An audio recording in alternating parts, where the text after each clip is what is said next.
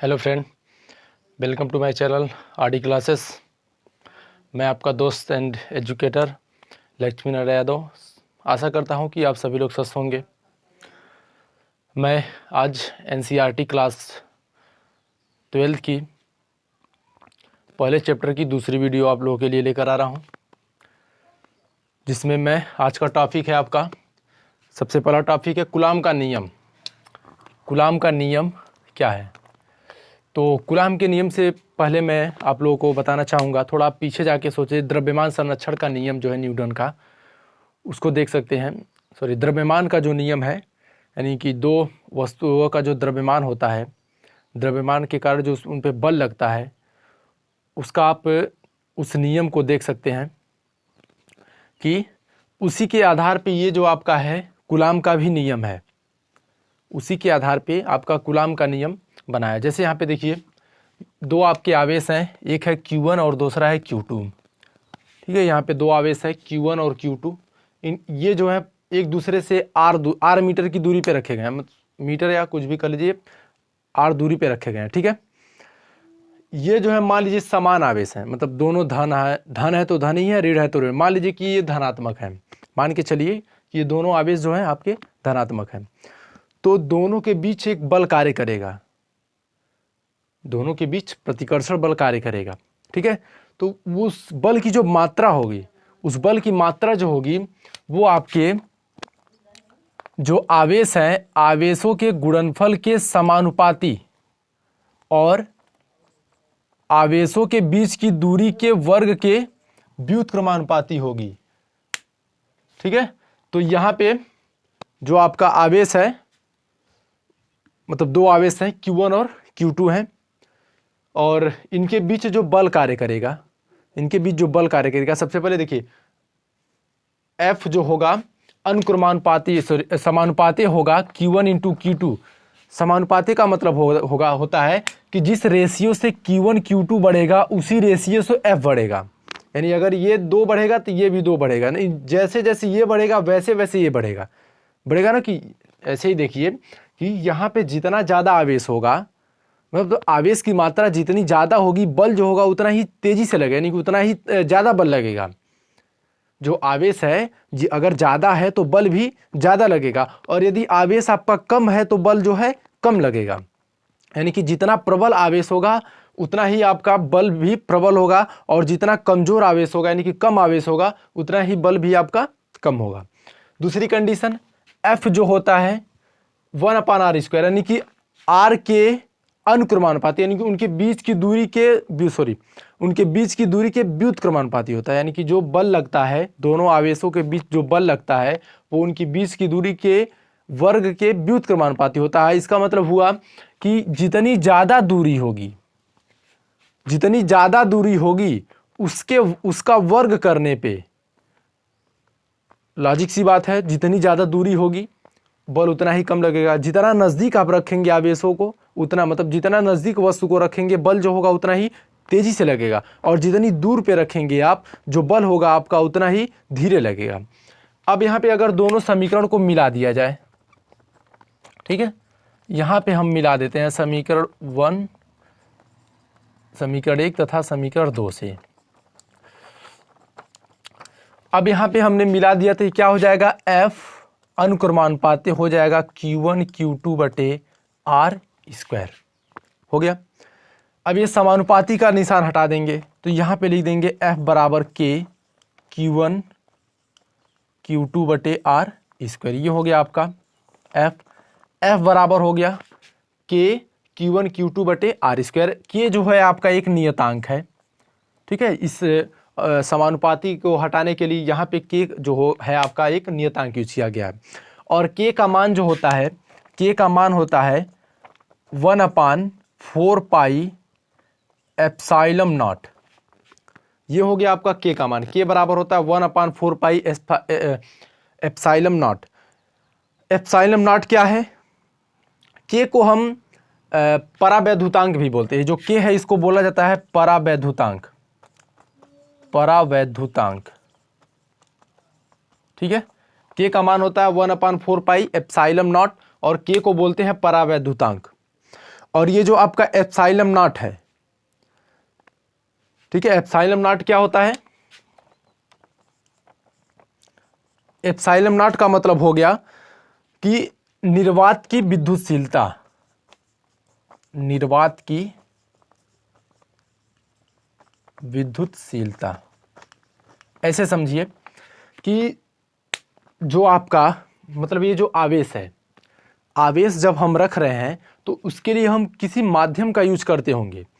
जो आवेश हम रख रहे हैं वहाँ पे कोई माध्यम, जैसे उसको या तो निर्वात में रखें, निर्वात या वायु बराबर होता है, या तो निर्वात में रखें या तो वायु में रखें, जल में रखें, तो वहाँ पे क्या बल हमारा बराबर होगा? नहीं। जल में रखेंगे तो कुछ अलग तरीके से बल लगेगा, निर्वात में रखेंगे तो कुछ अलग तरीके से बल लगेगा। तो वो यही है आपका, अगर यहाँ पे कोई माध्यम रहता तो यहाँ पे माध्यम लिख देते हैं। अभी ये निर्वात में चल रहा है तो इसलिए एप्सिलॉन 0 आपको हो गया ये निर्वात की विद्युतशीलता। और इसका मान कितना होता है? एप्सिलॉन नॉट का जो मान होता है, मतलब इसको प्रयोगों द्वारा मापा गया है कि जो एप्सिलॉन नॉट होता है उसका मान होता है 8.85 गुणे 10 के घात -12। ये जो होता है आपका एप्सिलॉन नॉट का मान होता है, ठीक है। एप्सिलॉन नॉट का जो मान होता है 8.85 गुणे 10 के घात -12। अब देखिए आगे बढ़ते हैं। अभी इसकी सहायता से हम के का मान निकाल सकते हैं। अब यहाँ से हम निकाल सकते हैं के का मान, यानी इस के का मान क्या होता है, ठीक है। तो देखिए के बराबर लिख देंगे हम 1/, देखिए 4 पाई एप्सिलॉन नॉट है तो 4 गुणे पाई, पाई का मान होता है 3.14, पाई की जो वैल्यू होती है 3.14, और इंटू में आप कर दीजिए 8.85 गुणे 10 के घात -12, ठीक है। अब इसके बाद इसको जब आप मतलब इसको सॉल्व करने पे जो के का मान आएगा वो हो जाएगा आपका 9.0 गुणे 10 के पावर 9, ये हो जाएगा आपका के का मान। इसको सॉल्व करने पे इतना आएगा, ठीक है। यानी कि ये आपका बहुत ही इंपॉर्टेंट चीज, अक्सर एग्जाम में पूछा जाता है। एप्सिलॉन नॉट का मान कितना होता है? 8.85 गुणे 10 के घात, निर्वात की विद्युतशीलता का मान होता है 8.85 गुणे 10 के पावर -12, और के की जो वैल्यू होती है यानी कि परावैद्युतांक का मान होता है 9.0 गुणे 10 के घात 9।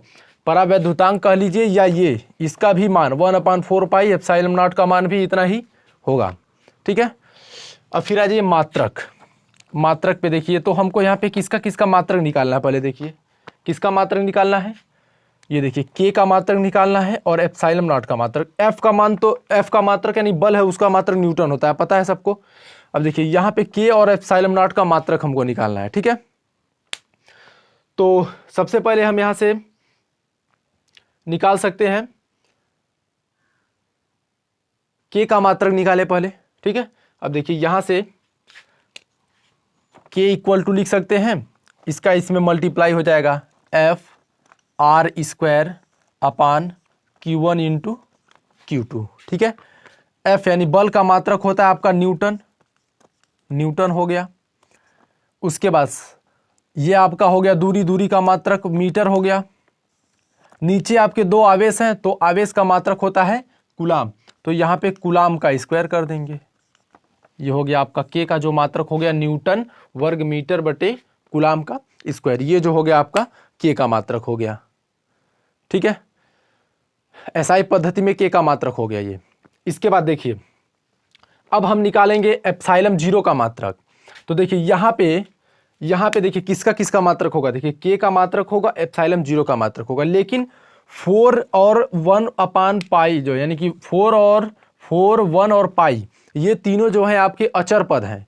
तो जो अचर पद होते हैं उनका मात्रक नहीं होता है, तो 1, 4 और पाई जो है अचर, इसलिए उनका मात्रक नहीं होगा। तो के का मात्रक क्या है? के का मात्रक कितना है? और यहाँ पे लिख सकते हैं 1/एप्सिलॉन नॉट। अब थोड़ा सा इसको सीधा कर देंगे, चूंकि 1 में है, तो जब यहां से सीधा करेंगे तो एप्सिलॉन नॉट इक्वल टू हो जाएगा कूलाम का square upon newton into square metre. ये हो गया आपका एप्सिलॉन नॉट का जो है मात्रक, कूलाम का square upon newton into square metre, ठीक है। इसका आप स्क्रीनशॉट ले सकते हैं या इसको नोट कर सकते हैं, वीडियो रोक करके आप इसको नोट भी कर सकते हैं। ठीक है दोस्तों, तो आगे बढ़ते हैं। एक कूलाम आवेश, ठीक है, यानी कि एक कूलाम आवेश जो है क्या होता है उसके बारे में आप यहाँ पे देखेंगे। एक कूलाम आवेश क्या होता है। अब देखिए F बराबर क्या होता है आपका, F बराबर होता है 1/4 pi epsilon not Q1 Q2 बटे R स्क्वायर। ठीक है, तो अगर मान लीजिए कि यहाँ पे दोनों जो आवेश हैं, यहाँ पे दोनों जो आवेश हैं वो एक एक कूलाम के हैं। मतलब मान लीजिए कि यहाँ पे दो आवेश, निर्वात में दो आवेश रखे गए हैं, दोनों जो है एक, यानी कि Q1 और Q2 दोनों समान है एक कूलाम की, और इनके बीच की दूरी जो है 1 मीटर है। यानी दो आवेश जो हैं समान आवेश हैं, मतलब धन है तो धन ही होंगे। यानी कि मान लीजिए दो धन आवेश हैं और दोनों एक कूलाम के हैं और जो एक दूसरे के 1 मीटर की दूरी पे रखे गए, यानी कि परस्पर 1 मीटर की दूरी पे रखे गए। दो आवेश हैं समान है, यानी कि दो सजातीय आवेश समान आवेश हैं, यानी एक एक कूलाम के हैं और 1 मीटर की दूरी पे रखे गए हैं। ठीक है, तो उनके ऊपर जो बल लगेगा, यानी कि F बराबर क्या हो जाएगा आपका, तो देखिए यहां से इसका जो मान 1 हो जाएगा, यहाँ पे इसका मान 1 हो जाएगा। जैसे देखिए इसका मान होता है 9 गुणे, यहाँ पे इसका मान होता है ना 1/4 पाई एप्सिलॉन नॉट का मान 9 गुणे 10 के घात 9, अभी पीछे बताया मैंने 9 गुणे 10 के घात 9 हो जाएगा। और इसका 1 गुणे 1 बटे 1, तो ये तो 1 हो गया, यानी कि F बराबर हो जाएगा 9 गुणे 10 के पावर 9। अब देखिए इसका मतलब हो गया, इसका मतलब क्या हो गया कि एक कूलाम आवेश वह आवेश है कि जो दो पिंडों के बीच 9 गुणे 10 के पावर 9 न्यूटन का प्रतिकर्षण बल उत्पन्न कर देता है। हो गया ना, यहाँ पे देखिए यहाँ पे कितना न्यूटन का बल लगा, 9 गुणे 10 के पावर 9 का न्यूटन का बल लगा ना।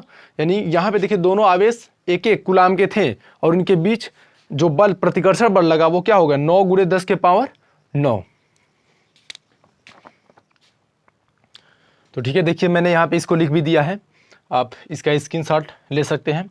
एक कूलाम आवेश वह आवेश है जो दो समान मात्रा तथा सजातीय आवेश जिनके बीच की दूरी 1 मीटर हो पर 9 गुणे 10 के घात 9 न्यूटन का बल अनुभव कराते हैं, तो उसको बोला जाता है एक कूलाम आवेश। आप इसका स्क्रीनशॉट ले सकते हैं।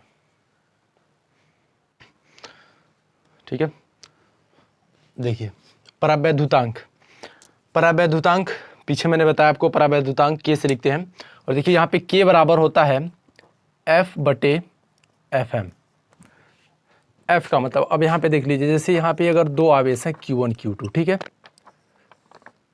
इनके बीच की दूरी R है। अब इनको दो जगह रखा जाता है, इसी आवेश को, सेम आवेश को दो जगह रखा जाता है। एक बार हम मान लेते हैं निर्वात में रखते हैं और एक बार मान लेते हैं हम किसी माध्यम में, पानी में या किसी भी स्थान पे रख सकते हैं। ठीक है, तो देखिए पहले के लिए क्या इसका बल होगा, पहले के लिए जो होगा ये हो जाएगा आपका 1/4 pi epsilon not Q1 Q2 बटे R स्क्वायर हो गया। अब मान लीजिए इसी को हम किसी अन्य के माध्यम में, यानी दूसरे माध्यम में रख देते हैं। अब देखिए एप्सिलॉन नॉट कब लगाते हैं, जब आप इसको निर्वात में रखते हैं। जब निर्वात में रखते हैं तब एप्सिलॉन नॉट का यूज करते हैं। लेकिन जब हम किसी माध्यम में रख देते हैं तो वहां पे उसका कुछ परावैद्युतांक होता है, यानी कि वहां पे जो बल लगता है उसमें कुछ अंतर आ जाता है। तो जो अंतर आता है, चाहे वृद्धि हो चाहे कमी हो, ठीक है, तो उसको वहां पे उसको मापा जाता है, तो वही आपका परावैद्युतांक के होता है। ठीक है ना, तो जो अगर किसी अन्य माध्यम, जैसे जो के का मान होता है, यानी कि जो परावैद्युतांक होता है उसका मान अलग अलग होता है। जैसे अगर धातु है, धातु के लिए अनंत होता है, निर्वात में 1 होता है। ठीक है, तो यहाँ पे एप्सिलॉन नॉट के जगह पे हम मान ले रहे हैं कि यहाँ पे रख दिया गया एप्सिलॉन m। ठीक है, और ये होगा Q1 Q2 बटे R स्क्वायर, यानी कि अब हमने किसी माध्यम में रख दिया तो इसलिए यहाँ पे हम यूज करेंगे एप्सिलॉन m।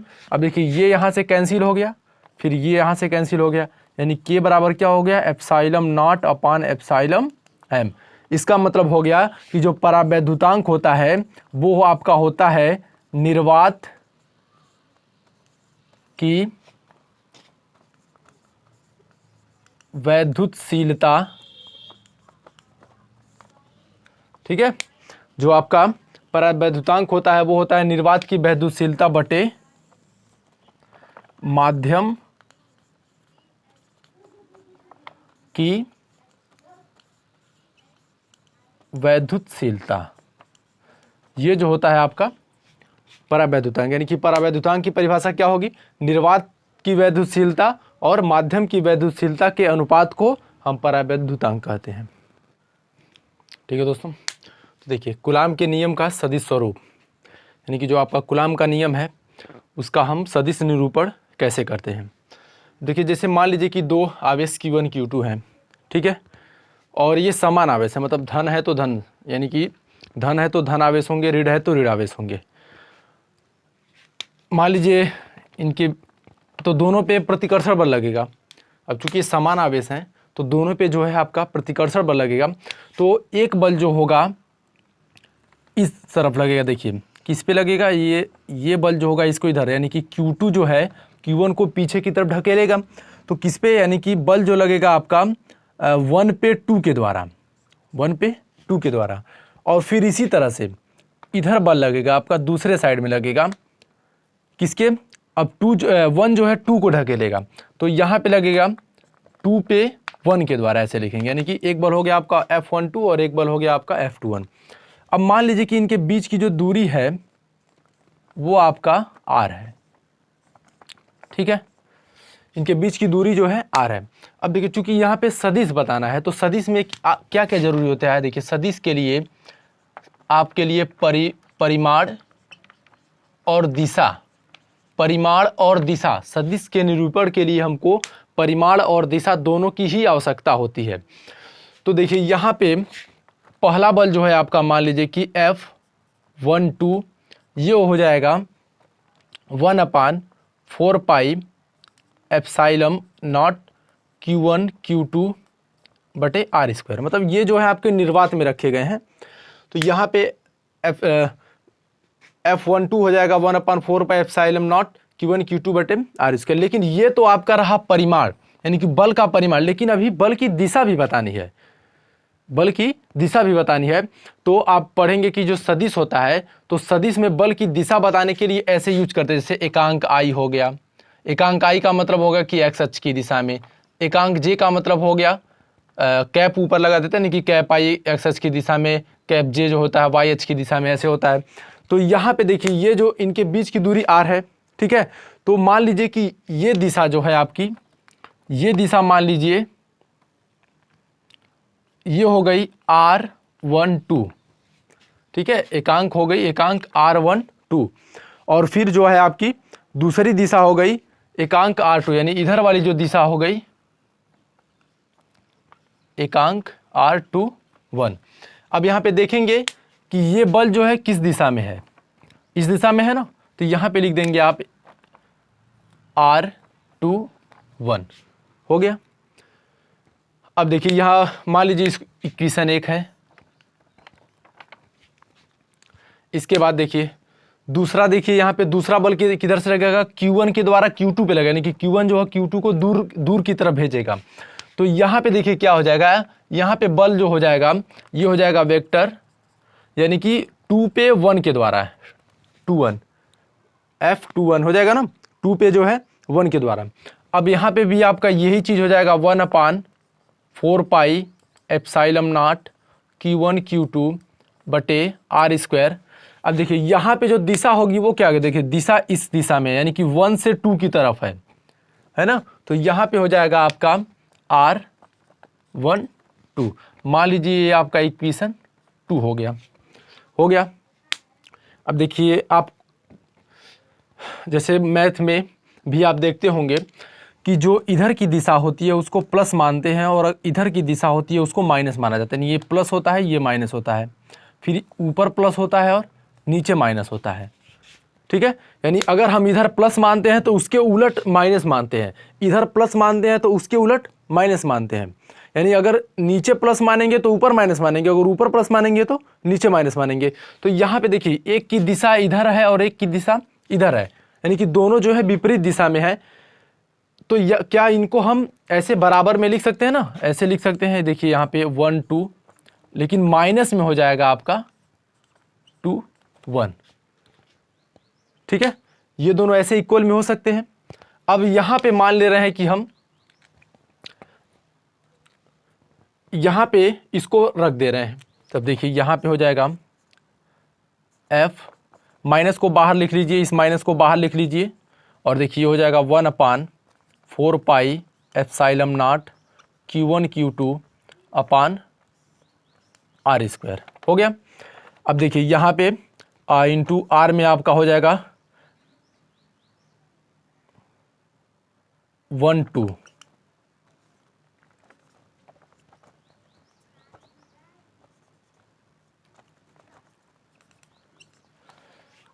ठीक है, अब इसके बाद क्या करेंगे, देखिए इसके जगह पे हम इसको लिख सकते हैं, यानी ये हो जाएगा वेक्टर 2 1 इक्वल टू हो जाएगा माइनस वेक्टर, सॉरी यहाँ पे 1 2 हो सकता है ना। यानी कि आपका जो दो सदिश हैं और वो समान हैं, दो सदिश हैं और वो समान परिमाण में हैं, ये दो सदिश हैं वो समान हैं, तो उन पे जो बल लगेगा, यानी एक रूप के हैं, धनात्मक है धनात्मक है, ऋणात्मक है तो ऋणात्मक है, तो उन पे जो बल लगता है वो एक दूसरे के विपरीत लगता है, परंतु वो हमेशा क्या होता है, बराबर होता है। यानी कि दोनों एक दूसरे पे जो बल लगाएंगे विपरीत दिशा में लगाएंगे, लेकिन हमेशा वो बराबर लगाएंगे। ठीक है दोस्तों, तो अगर वीडियो पसंद आई हो तो ज़्यादा से ज़्यादा लाइक और शेयर कीजिए, साथ ही में बेल आइकन दबाना ना भूलिए, जिससे हमारी नई वीडियो आप तक आसानी से पहुंच सके।